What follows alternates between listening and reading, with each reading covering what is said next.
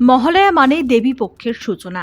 বাঙালির কাছে মহালয়া যত না ধর্মীয় আচার, তার চেয়ে অনেক বেশি অতীতের সঙ্গে সংযোগ স্থাপনের রাস্তা। অতীতকে নিয়ে পরম্পরা মেনে উৎসবে উদযাপনে সামিল হওয়ার দিন। এই বিশেষ দিন থেকেই দেবী পক্ষের শুরু, আর এই দেবী পক্ষ জুড়েই রয়েছে একাধিক নিয়ম আর উপাচার। বাঙালিরা 4 দিনের দুর্গাপুজো করলেও হিন্দু ধর্মে নবরাত্রি উৎসবের আলাদা গুরুত্ব আছে। প্রতিপদ থেকে 9 দিন 9 রূপে পূজিত হন দেবী দুর্গা। তিথি অনুসারে কোন দিনে দেবীর কোন রূপের পুজো করা হয় দেখুন। প্রতিপদ থেকে নবমী পর্যন্ত তিথিকে একসঙ্গে বলা হয় নবরাত্রি। এবছর প্রতিপদ পড়েছে 3রা অক্টোবর, বৃহস্পতিবার। প্রতিপদ তিথিতে দেবী দুর্গা পূজিত হন শৈলপুত্রী রূপে। দেবী শৈলপুত্রী হিমালয়ের কন্যা। দেবী সতীর পুনর্জন্মের রূপ হিসেবে ধরা হয় মা দুর্গার এই রূপকে। দেবীর ডান হাতে ত্রিশূল, বাঁ হাতে পদ্ম, মস্তকে অর্ধচন্দ্র থাকে। দেবী শৈলপুত্রী নন্দীর ওপর অধিষ্ঠিত। 4 অক্টোবর শুক্রবার পড়েছে দ্বিতীয়া।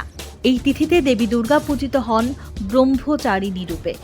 দেবীকে যোগিনী, সিদ্ধি, মুক্তি, মোক্ষ, শান্তি এবং সমৃদ্ধির দেবী বলে মনে করা হয়। তৃতীয়া তিথিতে দেবী দুর্গা পূজিত হন চন্দ্রঘণ্টা রূপে। দেবী এখানে সিংহ বাহিনী। তিনি দশভুজা, তার 10 হাতে 10 অস্ত্র। দেবীর দেহের বর্ণ সোনার মতো উজ্জ্বল। সৌন্দর্য এবং সাহসের প্রতীক মা দুর্গার এই রূপ। এবছর 5 অক্টোবর শনিবার পড়েছে তৃতীয়া। রবিবার 6 অক্টোবর চতুর্থী। এই তিথিতে দেবী দুর্গা পূজিত হন কুসুমাণ্ডা রূপে। দেবী সিংহের উপর অধিষ্ঠিত। দেবী এই রূপে 10 নয় 8 হাতের অধিকারী। দেবীকে বলা হয় আদিশক্তি বা আদি স্বরূপ। গৌরবর্ণা দেবীর অঙ্গে অঙ্গে সূর্যের মতো ছটা। তিনি সর্বদুঃখ হরণকারী। 7 অক্টোবর সোমবার পড়েছে দুর্গাপুজোর পঞ্চমী। এই তিথিতে দেবী দুর্গা পূজিত হন স্কন্দ মাতা রূপে। দেব সেনাপতি কার্তিকের অপর নাম স্কন্দ, তাই স্কন্দ মাতা রূপে দেবীকে কার্তিকের জননী হিসেবেই কল্পনা করা হয়। দেবী স্কন্দ মাতা চতুর্ভুজা। তার ওপরের 2 হাতে থাকে পদ্ম, আর এক হাতে তিনি কার্তিকেয়কে ধরে রাখেন। অন্য হাত থাকে আশীর্বাদ সূচক ভঙ্গিমায়।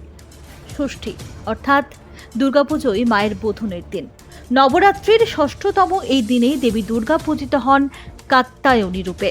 এই রূপেই দেবী মহিষাসুর বধ করেন। এবার 8 অক্টোবর পড়েছে ষষ্ঠী। 9 অক্টোবর সপ্তমী তিথি, সেদিন বুধবার। সপ্তমীতে দেবী দুর্গা পূজিত হন কালরাত্রি রূপে।